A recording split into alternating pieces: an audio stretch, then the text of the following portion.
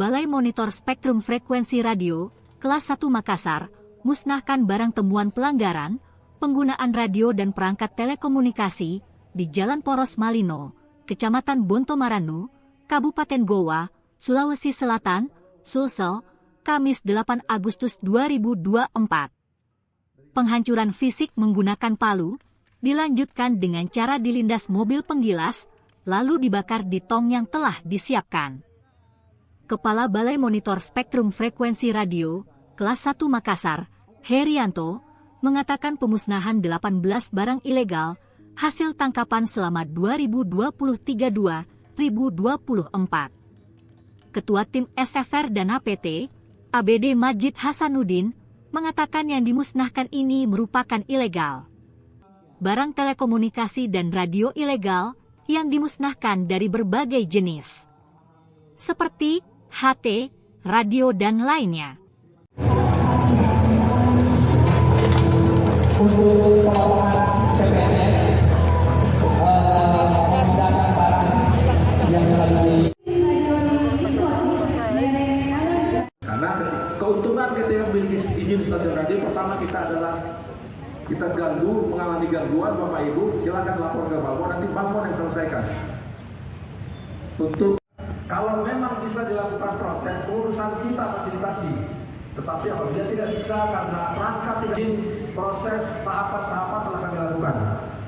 Alhamdulillah puji syukur kepada Allah Subhanahu wa taala pada kesempatan yang berbahagia pagi hari ini untuk bisa melakukan proses, namun demikian secara administratif kita segera musnahkan.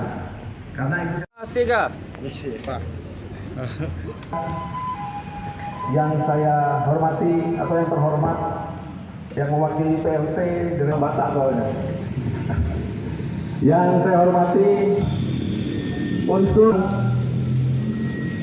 Bonto Maranu, Pak Lurah, Pak Kapolsek, kemudian teman-teman dari Medan Paraman, Pak Lapuse dari jauh-jauh dari Medan, abang kita dari Medan jauh untuk pulang kampung. Kemudian dari Ternate, Pak Sahril, mendatang Pak. Pak Niko, halo Pak, dari Jambi. Beri tepuk tangan yang meriah, Bapak Ibu. Kembalikan ke kita berikan ada pekerjaan kemudian bisa. Oke, siap ya. Siap. Bapak Ibu bisa di situ. Siap.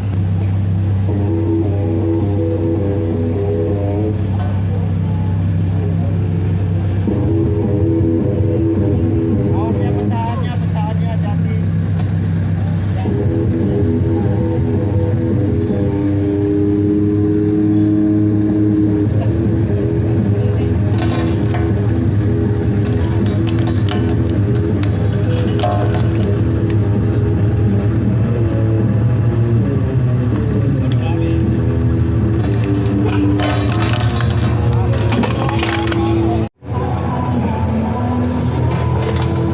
Untuk pengelolaan PPNS memindahkan barang yang lagi Bapak Ibu saat pembakaran.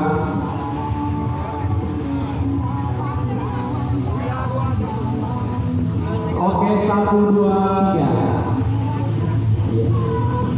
Polsek Bontomaranu, Bapak Samanil Bontomaranu yang mewakili Bapak Lu. Terima kasih. Hari ini telah berhasil kita laksanakan. Ini berkat bantuan seluruh stakeholder yang ada di Sulawesi Selatan. Jadi perlu ditambahkan bahwa informasi kegiatan ini adalah hasil rekapan kegiatan penertiban di 2023 sampai 2024. Sebanyak 18 unit perangkat alat telekomunikasi yang hasil pengamatan, hasil monitoring kita telah kita lakukan pendalaman dan akhirnya kami temukan ilegal di berbagai tempat.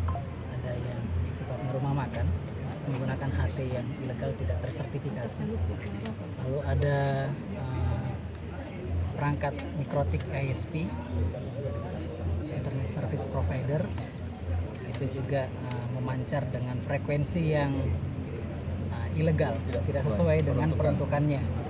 Lalu kemudian yang lainnya ada dari HT perusahaan atau kami sebut sebagai konsesi. Itu dari Bantaeng, PT Hensek.